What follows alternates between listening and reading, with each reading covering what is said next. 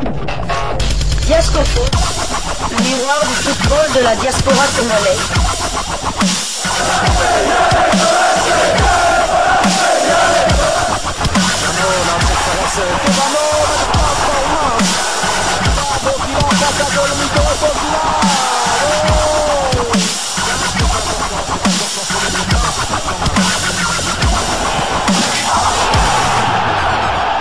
Diasco Foot, le miroir du football de la diaspora congolaise. Vous êtes sur Diasco Foot, le miroir du football de la diaspora congolaise. Diasco Foot vous dit bonjour, tout le plaisir est pour nous de vous retrouver, mais surtout de savoir que vous êtes nombreux en train de suivre votre chaîne YouTube dédiée uniquement aux footballeurs de la diaspora congolaise. C'est l'heure de partager avec vous quelques news que nous avons pu récolter pour vous, des news concernant certains de nos internationaux ou des binationaux qui se sont illustrés dans leurs clubs respectifs. Et cela dans le cadre de cette troisième livraison sportive de ce lundi 28 octobre 2024. Une livraison que nous débutons par la Belgique où Genk s'est imposé à la Gantoise lors du match au sommet de la 12e journée du championnat. Le premier quart d'heure de la seconde période a décidé de l'issue de cette rencontre. D'abord à la 46e minute avec l'ouverture du score d'Aro Kodare. Puis le deuxième but du break marqué à la 58e minute par Stukers. 2 buts à rien a été le score au dernier coup de sifflet à l'avantage de Genk devant la Gantoise. Le latéral gauche des Léopards de la République démocratique du Congo, Joris Kayembe, a joué l'intégralité de la rencontre du côté de Genk, et ce pour la 10e fois consécutive. Son temps de jeu cette saison est de 1147 minutes sur les 1162 de son équipe. Deuxième victoire de suite en championnat pour Genk qui consolide sa première place au classement du championnat belge avec désormais 28 points après 12 matchs joués, suivi par l'Antwerp avec 23 unités. Les deux premières équipes au classement vont se rencontrer le 3 novembre dans une rencontre au sommet pour le compte de la 13e journée. Toujours en Belgique, rien ne va plus pour l'Union Saint-Gilloise de Noah Sadiki. Après avoir courbé les Chines en Europa League le jeudi dernier, défaite 1-0 à Midtjylland au Danemark, l'Union Saint-Gilloise a perdu cette fois en championnat 1-3 face au Cercle de Bruges du Togolais Kevin Denke. Tout avait pourtant bien débuté pour les unionistes qui ouvraient la marque à la 8e minute par Fousseni. Mais les Bruxellois vont s'écrouler en deuxième mi-temps en encaissant 3 buts. D'abord par Felipe Augusto à la 52e, puis Kaku à la 55e. Ensuite, Kevin Denke va marquer le but du 0-3 à la 98e minute. Noah Sadiki avait débuté la rencontre sur le banc avant de faire son entrée au jeu à la 57e minute alors que son équipe perdait 1-2. Son temps de jeu cette saison est de 1417 minutes sur les 1645 possibles. L'Union Saint-Gilloise est 8e de Jupiler Pro League avec 15 points, contre 3 victoires, 6 nuls et 3 défaites. 12 buts marqués et 11 encaissés. Le prochain match de l'Union Saint-Gilloise aura lieu le mercredi 30 octobre. Il se déplacera à Eupen dans le cadre des 16e de finale de la Coupe de Belgique. Nous quittons la Belgique, nous allons cette fois du côté de la Russie. En Russie, chez Vladimir Poutine, si Noah Sadiki commence à dégringoler avec son club, un autre léopard de Sébastien Desabre, lui, peut plutôt être heureux de ce qui lui est arrivé. En Russie, on jouait la 13e journée de Première Ligue russe, championnat russe de première division. Théo Bongonda ouvre enfin son compteur et met fin à une longue série de disettes en club.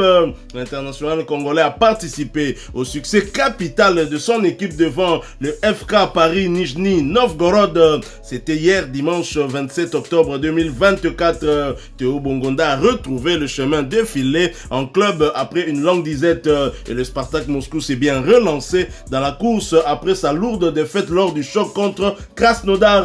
La première période se soldait pourtant sur un score nul et vierge et c'est au cours de la deuxième mi-temps que tout va se débloquer. Théo Bongonda et ses coéquipiers vont inscrire 2 buts pour s'offrir les 3 points et c'est l'international congolais qui va montrer la voie en ouvrant le score à la 68e minute.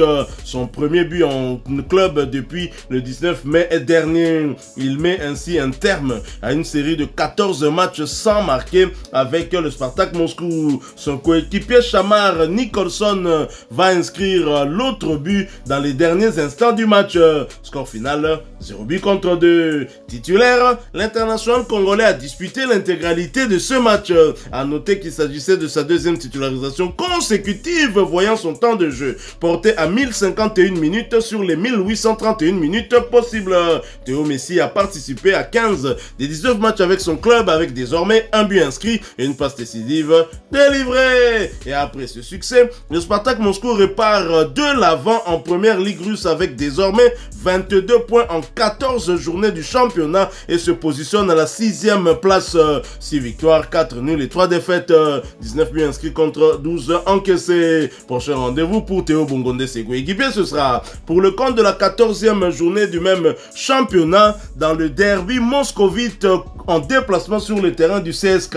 Ce match est prévu pour le samedi 2 novembre 2024 sous le coup de 18h45 de Kinshasa, 19h45 heure de Saké à l'est de la République démocratique du Congo. Théo Bongonda qui a inscrit son but à la 68e minute de jeu, un but important. Heureusement pour lui que pour cette saison, le premier but il l'avait inscrit dans la tanière avec les Léopards. Rappelez-vous de l'ouverture du score face au Wallace éthiopien. Visiblement, quand Théo Bongonda inscrit un but et que c'est lui qui ouvre le score, le match va se solder sur le score de 2 buts à 0. Bel enseignement pour nous les parieurs. Théo Bongonda a fait une très belle prestation, récompensée justement par ce prix d'homme du match. Félicitations Mwana Mboka, félicitations à notre Djogo Théo Messi. Très joli but. Il a pris à défaut toute la défense de l'équipe adverse avant de tirer du pied gauche. Je vous invite d'ailleurs d'aller dans les réseaux sociaux, bien sûr YouTube, d'aller visionner ce but magnifique de Théo Messi national. Nous quittons le pays de la Lada pour le pays de la Hyundai où l'on disputait la deuxième journée des barrages pour la relégation. Incheon United a battu Gwangju 1 but à 0. L'international congolais Paul-José Mpoko est resté sur le banc pour la deuxième fois consécutive. Son temps de jeu est de 1593 minutes sur les 3781 28 matchs joués seulement sur les 38 possibles. Il n'a marqué qu'un seul petit but en 28 rencontres. Je n'arrive pas à comprendre ce qui se passe avec Paul-José Mpoko qui n'a que 32 ans, mais on dirait qu'il n'arrive pas à s'imposer. Il a la fin de sa carrière. Non seulement il joue en Corée du Sud, mais dans une équipe qui joue pour la relégation et il est à peine titulaire. Donc un but marqué en 28 rencontres. Non, comprendre le sous-souté. Incheon United est avant-dernier des barrages pour la relégation. Une victoire, 0 but. Une victoire, 0 nul et une défaite. 2 buts marqués et 2 buts encaissés. Prochain match aura lieu le samedi 2 novembre. Incheon United se déplacera sur le terrain de Yeobook Motors dans le cadre de la 3e journée des barrages pour la relégation. Nous quittons la Corée du Sud. Nous allons cette fois du côté de Erdoğan en Turquie où l'on jouait la 9e journée de Super League, championnat turc de première division. Gaziantep qui recevait Konyaspor l'a battu sur le score de 3 buts à 1. Salem Mbakata pour ce match est resté malheureusement sur le banc et cela pour sa deuxième fois consécutive. Son temps de jeu stagne à 168 minutes sur les 871 minutes possibles. Il a participé à 4 des 9 matchs avec son club. Au terme de ce match et après cette belle victoire, Gaziantep est 15e de Super League avec 2 victoires, 3 nuls et 4 défaites, 12 buts inscrits contre 14 encaissés. Prochain rendez-vous pour Gaziantep et Salem Mbakata, ce sera pour le compte de la 10e journée et la réception de Gostep le vendredi 1er novembre 2024 sous le coup de 18h de Kinshasa, 19h heure de Goma à l'est de la République démocratique du Congo. Nous restons toujours en Turquie, mais nous quittons la première division pour la deuxième où l'on jouait la 10e journée. Ahmed Eska qui recevait Pendikspor a été battu à domicile sur le score de 0 but contre 1. Brita Sombalonga sur le banc au coup d'envoi a fait sa montée sur l'aire de jeu à la mi-temps. Son temps de jeu est de 661 minutes sur les 964 minutes possibles. Sombalonga a participé à 8 des 10 matchs avec son club, avec à la clé 2 buts inscrits et une passe décisive délivrée. Et après ce revers à domicile, Ahmed Eska occupe la 15e place de deuxième division turque avec 3 victoires, 4 nuls et 3 défaites.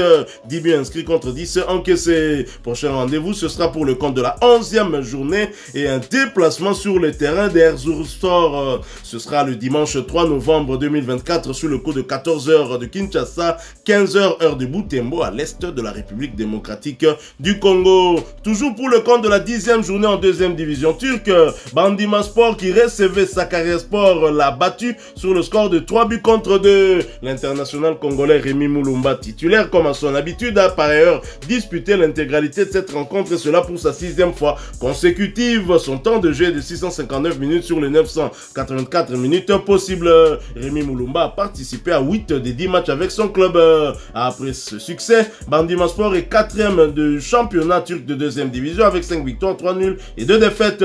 14 buts inscrits contre 10 encaissés. Prochain rendez-vous pour Rémi Moulumba et ses coéquipiers, ce sera pour le compte de la 11e journée et un déplacement sur le terrain d'Adana Sport le samedi 2 novembre 2024 sous le coup de 14h heure de Kinshasa, 15h heure de Butembo à l'est de la République démocratique du Congo. Voilà qui met fin à cette 3e livraison sportive de ce lundi 28 octobre 2024. Si vous l'avez aimé, laissez-nous un maximum de j'aime. Merci de partager avec nous en commentaire votre point de vue. Abonnez-vous sur cette chaîne Diasco Foot parce que nous sommes le miroir du football de la diaspora congolaise.